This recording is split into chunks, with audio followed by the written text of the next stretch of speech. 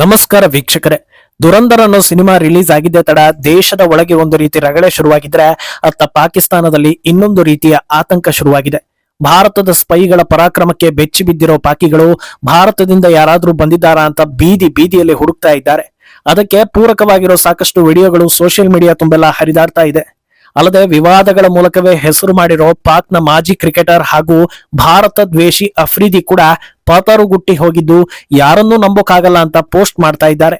ವಾಸ್ತವವಾಗಿ ಭಾರತದ ಪರವಾಗಿರೋ ಭಾರತೀಯ ರಾ ಏಜೆನ್ಸಿಯ ಹಾಗೂ ಸೇನೆಯ ಪರಾಕ್ರಮ ಇರೋ ಸಿನಿಮಾವನ್ನ ಎಲ್ಲರೂ ಕೊಂಡಾಡಬೇಕಿತ್ತು.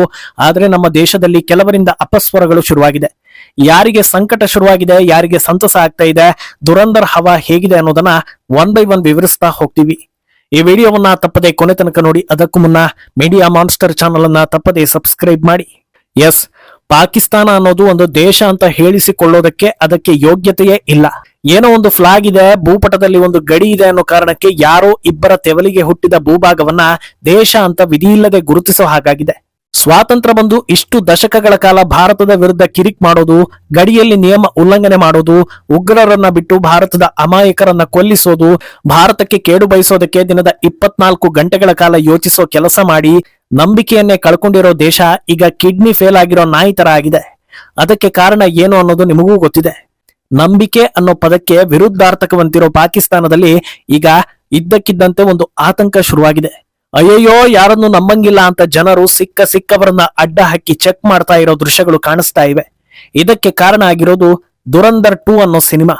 ಚಿತ್ರದಲ್ಲಿ ಹಮ್ಜಾ ಅಲಿ ಮಜಾರಿ ಅನ್ನೋ ಪಾತ್ರ ಅಂದ್ರೆ ರಣವೀರ್ ಸಿಂಗ್ ನಿರ್ವಹಿಸಿರೋ ಪಾತ್ರದ ಮೂಲ ಭಾರತೀಯ ಸ್ಪೈ ಆಗಿದ್ದು, ಆತ ಪಾಕಿಸ್ತಾನಕ್ಕೆ ಹೋಗಿ ಅಲ್ಲಿಯ ಜನರಂತೆಯೇ ವೇಷಭೂಷಣವನ್ನ ಬದಲಿಸಿ ಮಾಫಿಯಾ ಗ್ಯಾಂಗ್ಸ್ಟರ್ಗಳ ಜೊತೆ ಸೇರಿ ದೊಡ್ಡ ದೊಡ್ಡ ಉಗ್ರರನ್ನ ಪತ್ತೆ ಮಾಡಿ ಭಾರತದಲ್ಲಿ ದಾಳಿ ಮಾಡಿದ್ದ ಪ್ರತಿಯೊಬ್ಬರನ್ನು ಫಿನಿಶ್ ಮಾಡ್ತಾ ಬರ್ತಾನೆ ಅನ್ನೋದನ್ನ ಸಿನಿಮಾದಲ್ಲಿ ತೋರಿಸಿದ್ರು. ಸಾಕಷ್ಟು ಘಟನೆಗಳು ಭಾರತ ನಡೆಸಿದ ಆಪರೇಷನ್ಗಳಿಗೆ ಲಿಂಕ್ ಆಗಿದ್ದು, ಭಾಗಶಃ ನೈಜ ಘಟನೆಗಳಿಗೆ ಸಿನಿಮಾ ಹತ್ತಿರವಾಗಿರೋದ್ರಿಂದ ಎಲ್ಲರೂ ಇಷ್ಟಪಟ್ಟು ಮುಗಿಬಿದ್ದು ಸಿನಿಮಾವನ್ನ ನೋಡ್ತಾ ಇದ್ದು ಸೂಪರ್ ಹಿಟ್ ಆಗಿದೆ. ಇದೇ ವೇಳೆ ಚಿತ್ರದ ಕೆಲ ದೃಶ್ಯಗಳು ಎಲ್ಲಾ ಕಡೆ ವೈರಲ್ ಆಗಿದೆ. ಚಿತ್ರ ನೋಡದವರಿಗೂ ಇದು ಪಾಕಿಸ್ತಾನಕ್ಕೆ ಸರಿಯಾಗಿ ಬುದ್ಧಿ ಕಲಿಸಿರೋ ಭಾರತೀಯ ಸ್ಪೈ ಒಬ್ಬನ ಕತೆ ಅನ್ನೋದು ಗೊತ್ತಾಗಿದೆ. ಇದೇ ಪಾಕಿಸ್ತಾನಿಗಳ ಚಡ್ಡಿಯನ್ನ ಒದ್ದೆ ಮಾಡ್ತಾ ಇರೋದು.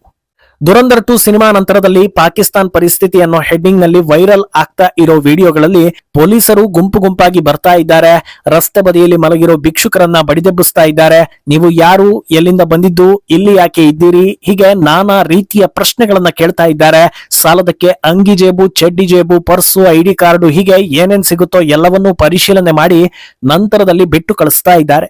ಪೊಲೀಸರ ಜೊತೆಗೆ ಪಾಕ್ ನಾಗರಿಕರು ಕೂಡ ಗುಂಪಾಗಿ ಭಿಕ್ಷುಕರನ್ನ ಸುತ್ತುವರೆದು ನಿಲ್ಲೋದು, ಕಮಾಂಡ್ ಮಾಡೋ ಕೆಲಸವನ್ನು ಕೂಡ ಮಾಡ್ತಾ ಇದ್ದಾರೆ. ಇಂಥ ಸಾಕಷ್ಟು ವಿಡಿಯೋಗಳು ಎಲ್ಲಾ ಕಡೆ ವೈರಲ್ ಆಗ್ತಾ ಇದ್ದು ಪಾಕಿಸ್ತಾನಿಗಳು ಹೆದರಿದ್ದಾರೆ ಅನ್ನೋ ರೀತಿ ಸೌಂಡ್ ಮಾಡ್ತಾ ಇದೆ.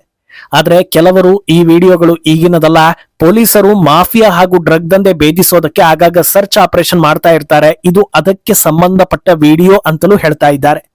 ಆದ್ರೆ ವಿಡಿಯೋ ಫೇಕ್ ಆಗಿರ್ಬೋದು, ಪಾಕಿಗಳ ಮನಸ್ಸಲ್ಲಿ ಭಯ ಹುಟ್ಟಿದೆ ಅನ್ನೋದಕ್ಕೆ ಸಾಕಷ್ಟು ಉದಾಹರಣೆಗಳು ಇದೆ ಅನ್ನೋದಕ್ಕೆ ಮಾಜಿ ಕ್ರಿಕೆಟರ್ ಶಾಹಿದ್ ಅಫ್ರಿದಿಯ ಹೇಳಿಕೆ ಸಾಕ್ಷಿ.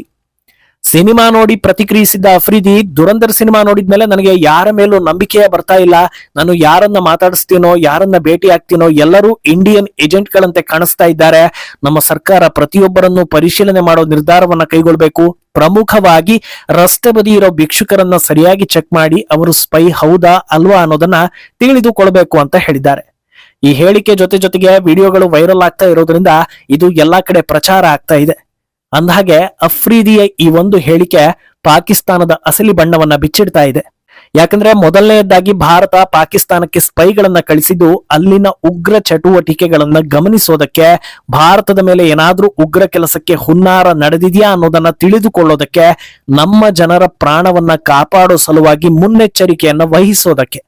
ಅಂಥದ್ರಲ್ಲಿ ಅಫ್ರಿದಿಗೆ ಭಯ ಆಗುತ್ತೆ ಅನ್ನೋದಾದ್ರೆ ಆತ ಕೂಡ ಉಗ್ರಗಾಮಿ ಅನ್ನೋದನ್ನ ಆತನೇ ಪರೋಕ್ಷವಾಗಿ ಒಪ್ಪಿಕೊಂಡಂತೆ ಆಯ್ತಲ್ಲ ಅನ್ನೋದು ಜನರ ಪ್ರಶ್ನೆ.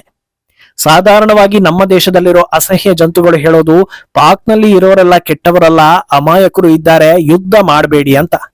ಕ್ರಿಕೆಟ್ ನಲ್ಲಿ ಗುರುತಿಸಿಕೊಂಡಿರೋ ಅಫ್ರಿದಿ ತನಗೆ ಭಯ ಆಗ್ತಾ ಇದೆ ಅಂತ ಹೇಳ್ತಾನೆ ಅಂದ್ರೆ ನಮ್ಮ ದೇಶದಲ್ಲಿರೋ ಅಸಹ್ಯಗಳ ಮಾತುಗಳು ಅದ್ಯಾವ ಹಂತಕ್ಕೆ ಹೋಗ್ಬಿಟ್ಟಿದೆ ಅನ್ನೋದನ್ನ ಭಾರತೀಯರು ಅರ್ಥ ಮಾಡ್ಕೊಳ್ಬೇಕು. ಪಾಕ್ನಲ್ಲಿರೋ ಜನರಿಗೆ ಭಾರತದ ಮೇಲೆ ಏನಾದ್ರೂ ಒಂದು ವಿಧ್ವಂಸಕ ಕೃತ್ಯ ಎಸಗುವುದೇ ಸದಾ ತಲೆಯಲ್ಲಿರುತ್ತೆ ಅನ್ನೋದಕ್ಕೆ ಈ ಅಫ್ರಿದಿ ಮಾತುಗಳೇ ಸಾಕ್ಷಿ ಅಂತ ಜನರು ಹೇಳ್ತಾ ಇದ್ದಾರೆ. ಅಲ್ಲದೆ ಪಾಕ್ಗೆ ಭಯ ಶುರುವಾಗಿರೋದಕ್ಕೆ ಇನ್ನೊಂದು ಘಟನೆ ಕೂಡ ಸಾಕ್ಷಿ ಆಗ್ತಾ ಇದೆ.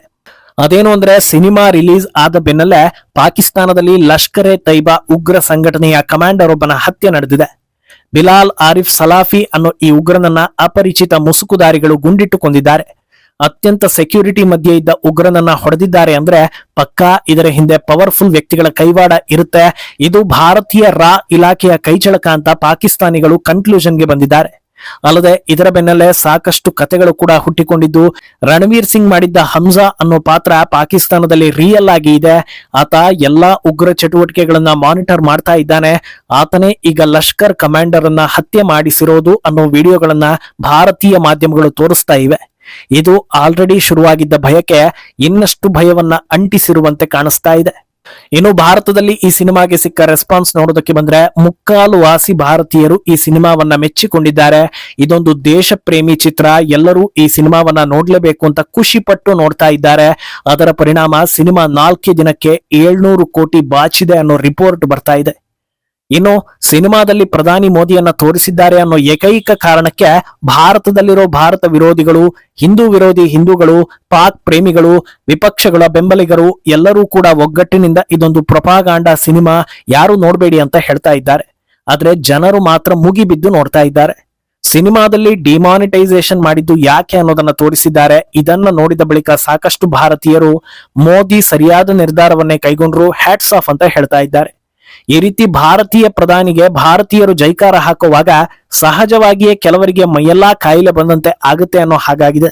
ಒಂದು ಸಿನಿಮಾದಿಂದ ದೇಶದಲ್ಲಿರೋ ದೇಶ ವಿರೋಧಿಗಳೆಲ್ಲ ತಾವಾಗೆ ಮುಂದೆ ಬಂದು ನಾನೇ ಆ ಅಸಹ್ಯ ಅಂತ ಪರಿಚಯ ಮಾಡಿಕೊಳ್ತಾ ಇದ್ದಾರೆ ಅಂತ ಜನರು ಹೇಳ್ತಾ ಇದ್ದಾರೆ. ವಿಷಯ ಏನಂದ್ರೆ ಪ್ರೊಪಾಗಾಂಡ ಯಾವುದು, ಸರಿಯಾದ ಸಿನಿಮಾ ಯಾವುದು ಅನ್ನೋದನ್ನ ಪತ್ತೆ ಹಚ್ಚೋ ಮಟ್ಟಕ್ಕೆ ಜನರು ಬುದ್ಧಿವಂತರಿದ್ದಾರೆ. ಇಲ್ಲಿ ಯಾರು ಮೋದಿ ಅಥವಾ ಬಿಜೆಪಿ ಅನ್ನೋ ಕಾರಣಕ್ಕೆ ಸಿನಿಮಾವನ್ನ ನೋಡ್ತಾ ಇಲ್ಲ, ಬದಲಾಗಿ ನಮ್ಮ ದೇಶ ಅನ್ನೋ ಹೆಮ್ಮೆಯಿಂದ ನೋಡ್ತಾ ಇದ್ದಾರೆ. ಯಾಕಂದ್ರೆ ಮೋದಿ ಅಥವಾ ಬಿಜೆಪಿ ಯಾವತ್ತೂ ಶಾಶ್ವತ ಅಲ್ಲ, ಆದ್ರೆ ಭಾರತ ದೇಶ ಅನ್ನೋದು ಶಾಶ್ವತ. ನಮ್ಮ ದೇಶ ಅನ್ನೋ ಹೆಮ್ಮೆ ನಮಗೆ ಇರಬೇಕು ಅನ್ನೋದನ್ನ ತಲೆಯಲ್ಲಿ ಮೆದುಳು ಇರುವವರು ಒಪ್ಪಿಕೊಳ್ತಾ ಇದ್ದಾರೆ. ಉಳಿದವರಿಗೆ ಸಮಸ್ಯೆ ಕಾಡ್ತಾ ಇರೋ ಬಗ್ಗೆ ವರದಿಗಳಾಗ್ತಾ ಇದೆ.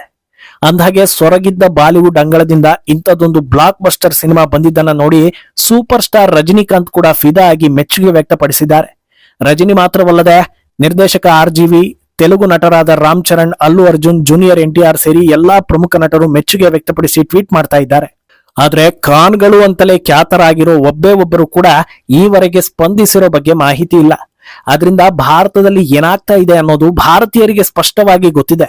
ಅಸಹ್ಯ ಎಕೋಸಿಸ್ಟಮ್ ಎಷ್ಟೇ ಮರೆಮಾಚಿದ್ರೂ ಸತ್ಯವನ್ನ ಮುಚ್ಚಿಡೋದಕ್ಕೆ ಸಾಧ್ಯವಿಲ್ಲ. ಜನರು ಜಾಗೃತರಾಗ್ತಾ ಇದ್ದಾರೆ ಅನ್ನೋದನ್ನ ಹೇಳಲಾಗ್ತಾ ಇದೆ. ಮುಂದೇನಾಗತ್ತೆ ಅನ್ನೋದನ್ನ ಕಾದು ನೋಡ್ಬೇಕು. ಈ ಬಗ್ಗೆ ನಿಮ್ಮ ಅಭಿಪ್ರಾಯವನ್ನ ತಪ್ಪದೆ ಕಮೆಂಟ್ ಮೂಲಕ ತಿಳಿಸಿ.